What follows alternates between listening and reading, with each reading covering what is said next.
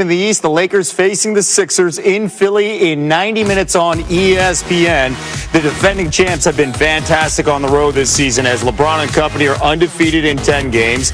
And that's tied for the fourth longest road win streak to start a season in NBA history. So matched up the king versus the process. And the king is still the king. LeBron James has produced at least 15 points, 5 rebounds, and 5 assists in all 18 games this season. That's the second longest streak to start a season, behind his NBA record 22-game streak 9 years ago. As for that process, Joel Embiid putting up MVP-type numbers, averaging nearly 28 points per game, which is a career high. The Sixers' big man has posted 3 straight games at 30 points and 10 rebounds, but missed Monday's loss to the Pistons.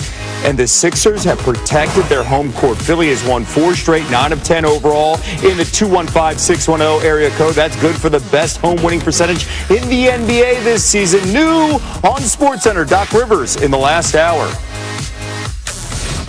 I don't, but listen, John, honestly, I look at every game as a game of growth. And the game of measuring where you're at right now, not necessarily because you're playing the Lakers, more because we're playing an NBA game, and at this point where you're at, how far you're behind because of all the stuff that has happened. I think every single team, every coach I talk to says the same thing. We're kind of trying to figure out where we are at right now, not where we are at against someone else. And so that's what I'm doing more right now. SportsCenter with Stephen A. Smith coming up top of the hour right here on ESPN. Great to have Stephen A. joining us now. And Stephen A., what kind of, I know it's January, it's late January, but what kind of statement game is this for the Sixers tonight with the defending champs in town? Well, they need to make some kind of statement against teams above 500. They haven't been that impressive. The only teams that they've beaten legitimately are the Boston Celtics in 2 games back-to-back, and Jason Tatum wasn't playing. They even lost a game to the Brooklyn Nets when they didn't have Kevin Durant, James Harden, or Kyrie Irving. So you've got to take that into consideration as well. It's just that the way that they're playing, they've elevated their level of defensive play. Joel Embiid has been a monster. Doc Rivers got him down in the post more. He's scoring more in the post, and as a result, they've been very, very formidable that way, particularly when you consider the fact that they've been surrounded by shooters. Tobias Harris is having a damn good season, playing like a max player. Seth Curry is a Curry. He's shooting over 55% from three-point range. He deserves a lot of credit. Ben Simmons has been struggling offensively, but we know what he can do on the defensive side of the ball. So when you look at their personnel and the way that they've been playing, there's a reason to be impressed. There's a reason to take them seriously. But when you go up against the reigning defending NBA champions led by LeBron James and Anthony Davis, and you've struggled to beat anybody of consequence thus far this season, especially without Embiid. You're losing to the Detroit Pistons the other day, for crying out loud. But if you win tonight's game, that definitely sends a message to the rest of the Eastern Conference that the Philadelphia 76ers indeed are coming, and everybody better look out for them. Looking forward to it. Plenty more from Stephen A. between now and tip-off between the Lakers and the Sixers, 7:30 Eastern on ESPN. Stephen A., appreciate it. Back to our breaking news from the WNBA. Former WNBA MVP Candace Parker is committed to play for the Chicago Sky after 13 seasons with the LA Sparks, sources telling Ramona Shelburne. Parker, who was drafted #1 overall in 2008, is now an unrestricted free agent. She led the Sparks to the WNBA title in 2016. It's the chance to return to her hometown of Chicago and play in front of friends and family for the last portion of her career. Too appealing to pass up. It's been quite a run in LA for the two-time WNBA MVP. The former Tennessee legend was the league's finals. She won the WNBA Finals in 2016, and the reigning Defensive Player of the Year, became the first and still only player in WNBA history to win MVP and Rookie of the Year honors in the same season back in 2008. Ramona Shelburne, who broke that story, joining us now here on SportsCenter. So how did this decision come to pass, Ramona? Well, look, I think the Chicago Sky just put the full court press on Candace Parker. I mean, every player on the team was trying to recruit her to come on home. And that's Courtney. So many good young players. That Diamond DeShields, Courtney Vandersloot. They have a great young core that she can be the sort of veteran presence of and teach them how to win, because they were right there last year.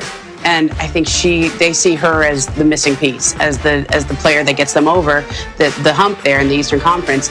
And I think for Candace, she's 34 years old, should be 35 before the start of next season. She's had a great run in LA, and of course they've had so many great franchise icons with the Sparks, whether you go back to Lisa Leslie.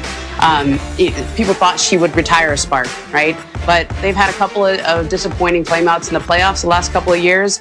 Chelsea Gray is another free agent that they have to try to retain. If they don't retain her, what are you staying in Los Angeles for? And so for Candace, this is an opportunity to go home, play in front of her family, where she started at Naperville High School. She was, just in that Pat Summitt documentary a little while ago, seeing her back there. And it's an opportunity to finish her career in front of her friends and family. Good for her. Remarkable journey, getting the chance to do that in front of friends and family. Ramona Shelburne breaking the news that Candace Parker plans to join the Chicago Sky and play in front of her hometown. Thank you. Still to come on SportsCenter, PTI's bonus topic goes around the NFL QB carousel. Tony and Mike discuss if Deshaun Watson, Aaron Rodgers, or Matthew Stafford is the most appealing trade target for teams that need a quarterback. Plus, tracking the best-case scenarios for Bradley Beal and Russell Westbrook after hitting rock bottom against John Wall and the Rockets. Adrian Wojnarowski is live. And ahead of the Lakers and Sixers must-see matchup on ESPN, don't miss Stephen A. Smith's next take on the championship or bust pressure, facing Joel Embiid and Ben Simmons in Philadelphia. SportsCenter continues next. Center, and let's talk about the association. Some intriguing matchups tonight. The Nets head to Atlanta to take on the Hawks. Brooklyn is 2-1 this season with Kevin Durant, Kyrie Irving, and James Harden in the lineup. The Hawks have won 4 of their last 5. The Bucks have won 4 consecutive road games against the Raptors. They hope to make it 5 straight in Toronto and Tampa, winners of 5 of their last 7. The Raptors are allowing the fewest points at home this season. Luka Doncic and the Mavs, well, they head to the West to take on the Jazz, who will be without Donovan Mitchell. The All-Star guard has been placed in the NBA's concussion protocol after playing 34 minutes last night. And let's talk about this. After Russell Westbrook, John Wall, they went at it last night. And that heated matchup between the Rockets and the Wizards, which the Rockets prevailed, the question has come up again. Is it time for Washington to deal Bradley Beal? The 2-time All-Star leads the league at over 34 points a game. But his team is now 3-10. The Wizards play the Pelicans tonight, and let's bring in Adrian Wojnarowski now. Woj, I'm sure you know that the more the Wizards struggle, the more the talk surfaces about Beal's future. What's the outlook for Beal and the Wizards at this point?